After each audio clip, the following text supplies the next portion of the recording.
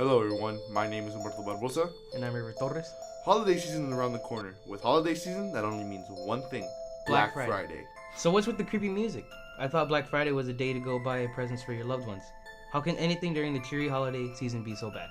Well, you see, while the holiday season is filled with joy and bliss, Black Friday is the complete opposite, and the worst thing about the holidays.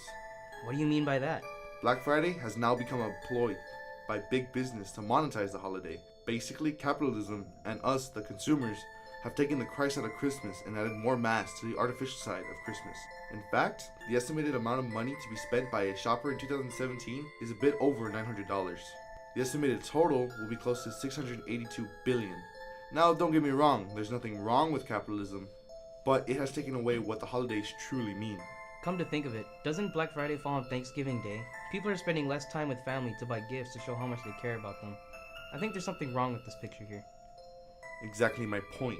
Black Friday is capitalism at its finest. To explain a little bit more, we have our audio and video teacher, Mr. Sanchez, to explain his experience with Black Friday.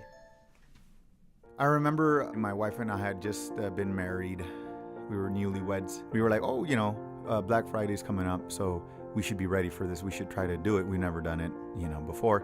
So we started looking at the newspapers and any signs on businesses and stuff, and to try to understand what's going on, because there's a lot of confusion, a lot of marketing and advertising that's really aimed in general towards a massive audience that is Eagle Pass and Piedras Negras, Los Cinco Manantiales, Monterrey, and all those other places that come and shop here. I remember there was a group of people. They did a really good job at advertising. They went to the radio station. They're like, you can get laptops, and this was pre-iPhone.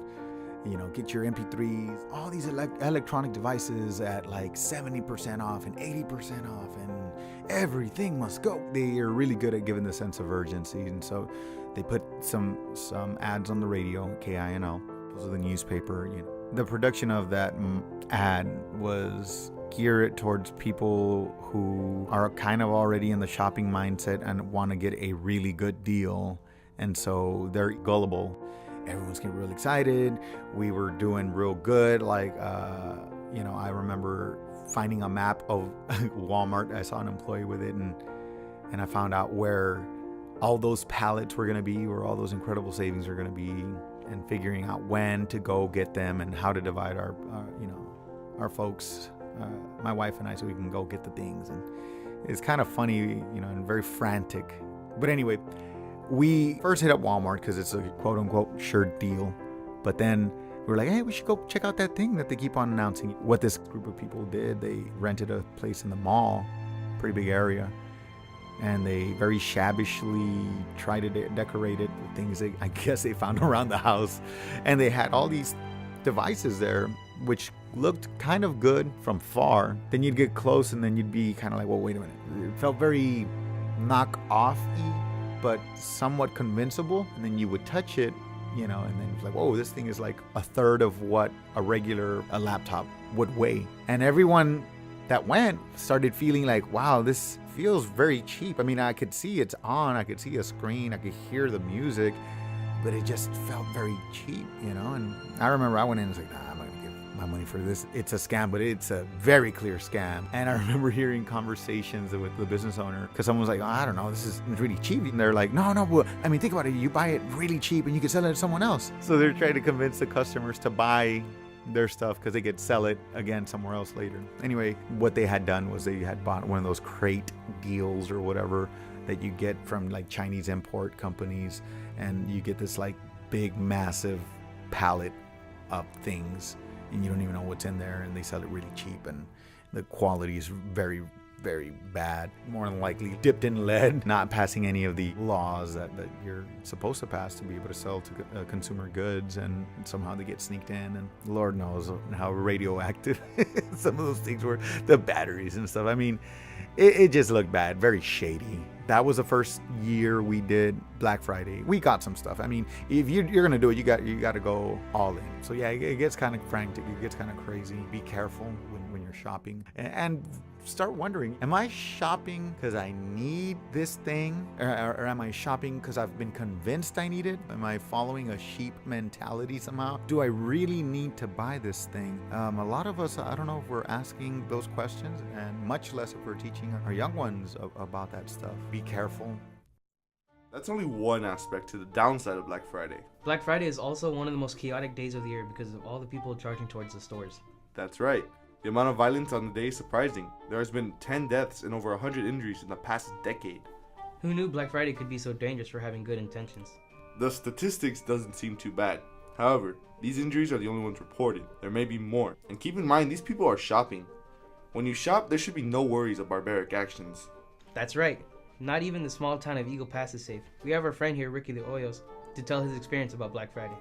It was the Thanksgiving week, the break that we have, right? So I went to Walmart on Wednesday, day before Thanksgiving. I went to go buy some little bun rolls because I love bun rolls. I wanted to buy like 3 extra packets for myself to make some butter and everything. Oh, I love those, man. So what happened, we were walking by the little grocery section and they have all the toilet paper and all the tissues, that aisle. And there was people sitting down with their carts full of TVs and everything next to the tissues and the toilet paper rolls. And they were just laying down there. And they were waiting for Black Friday. And this was Wednesday afternoon. I remember it was like 2 years ago, and it was like 6 p.m. on Wednesday. It wasn't even Thursday. It wasn't Thanksgiving yet. So these people weren't going to spend Thanksgiving with their families. They were there for Friday, which was 2 days from Wednesday. It was crazy. And I imagine Thursday was even worse because now Black Friday starts on Thursday night. And that's just to show you that Black Friday and all these other holidays have become so materialistic. That the fact that they start a day before and people start getting ready for them 2 days before it even starts, and like, it's not even about Thanksgiving anymore. It's about Black Friday. And even like Christmas and New Year's, like, it's not about being with the families. It's more like, what did you buy me? Because it's super materialistic. It's not about spending time with your family. It's about buying things for your family, and that's not what it's about. It's about just spending time with them. But now that all this whole Black Friday thing that starts on Thursday night, it separates them or shortens the time that you're with your family, and most of these families, I mean, I don't know why they just go. There should be no reason for Black Friday to even start on Thanksgiving, on a holiday. Like, you have plenty of time to buy your presents for your loved ones, which is not even a month away this year. Thanksgiving's on the 23rd. Christmas isn't even a month away. It's more than a month. Like, you have plenty of time.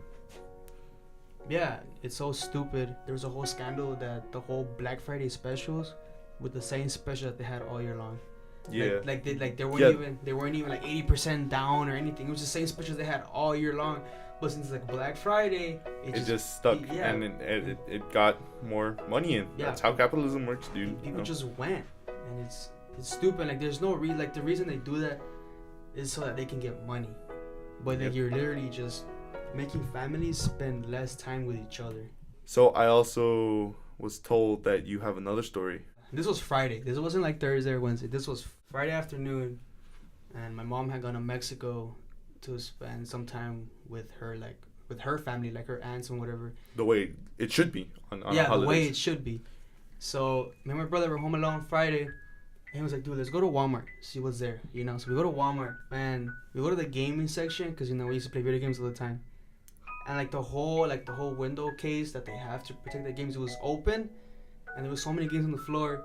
And my brother. I'm a good responsible kid. You're a good noodle. You're a good noodle. I'm a perfectly good, straight, normal noodle. And so he got a bunch of games, and we wait, and he was like, "Dude, I don't have any money." And I'm like, "What's gonna happen?" And he's like, "Just wait." So we're there by the entrance, by like McDonald's, and we're just there. We're waiting. And we see this whole crowd of people like leaving at the same time. I don't know why. It just looks so weird. And so we go with that crowd. And as we walk, you hear all the alarms go off that, something was being stolen. And literally the whole crowd just poof, runs. So I don't know about you, man. Well, that's some spooky dooky stuff. And I thought like that my brother, you know, like he was the only one that was stealing stuff, but it was literally that whole crowd. Like the fact that they all ran away means that they were doing something. Everyone was guilty that day. Everyone was guilty. Like, everyone was guilty. Dude, it was crazy.